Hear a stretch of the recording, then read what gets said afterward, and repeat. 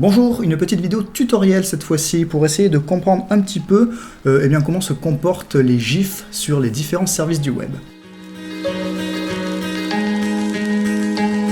Alors souvenez-vous, là dernièrement, on vous invitait à tester notre service Premium GIF en téléchargeant gratuitement notre pack Geste Barrière sur le site. On va se servir de ce pack pour expérimenter toutes les utilisations possibles, puisque vous allez voir qu'il y a à l'intérieur tout ce dont nous avons besoin.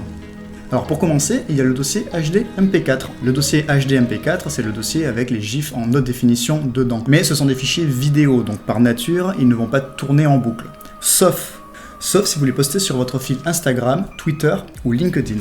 Ces trois réseaux lisent les vidéos en boucle, donc on se retrouve finalement avec les mêmes caractéristiques que le format GIF traditionnel. Et en plus c'est plus léger, donc plus rapide à charger.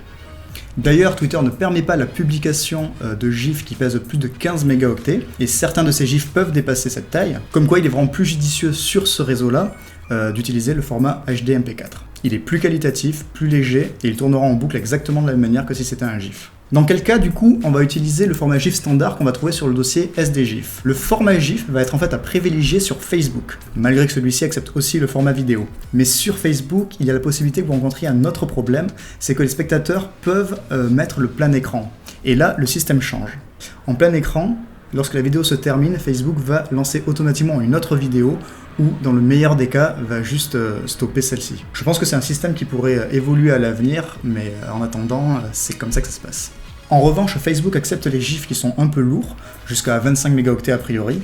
Donc voilà, s'il y a bien un réseau sur lequel privilégier le format GIF, c'est bien celui-là. Alors, où d'autres privilégient le format SDGIF ? Eh bien, il est aussi à privilégier sur vos réseaux de chat.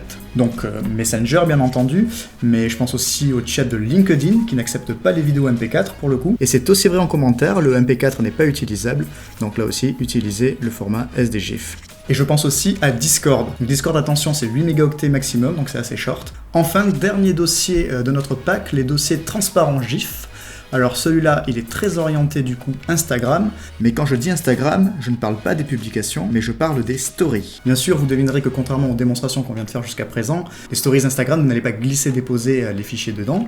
C'est impossible, vous allez utiliser votre téléphone et les moteurs de GIF intégrés qui se trouvent dans l'application. Mais pour cela, vos GIFs doivent être absolument hébergés sur votre chaîne Giphy. Autre utilisation de nos GIFs transparents, c'est la possibilité de les utiliser sur votre site internet ou bien dans vos mails, si vous voulez que vos GIFs fassent vraiment corps avec votre web design ou votre newsletter.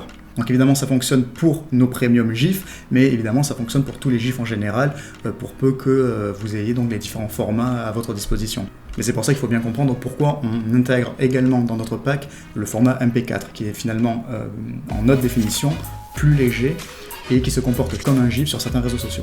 Donc voilà, ça conclut ce petit tutoriel sur le comportement des GIFs sur internet. N'oubliez pas que vous avez donc toujours ce pack qui vous est mis à disposition gratuitement sur premiumgif.com. Faites vos propres expérimentations, c'est fait pour ça. Il sert à ça, il sert à expérimenter, il sert à voir comment vous pourriez utiliser vos propres GIFs sur internet. Et puis on se retrouve bientôt sur une prochaine vidéo. Prenez soin de vous. Ciao.